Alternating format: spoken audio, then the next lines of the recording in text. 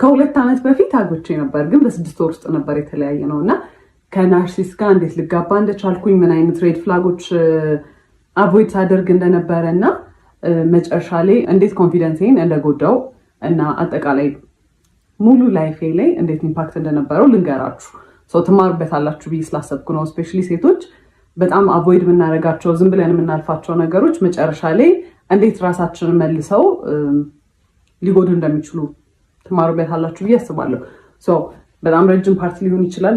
ላለማንዛዛት ሞክራለሁ፣ ለማሳጠር ሞክራለሁ። ግን ያው ረጅም ፓርቶች ሊኖሩት ይችላሉ እና በተቻለ መጠን ኦነስት ለመሆን ሞክራለሁ። እኔ መጥፎ ልመስል እንኳን ብችል እኔ ያጠፋቸውን ጥፋቶች ለመናገር ሞክራለሁ እና ቶሎ ቶሎ ፖስት ለማድረግ ሞክራለሁ። if it's interesting enough እና የምትከታተሉት ከሆነ ማለት ነው።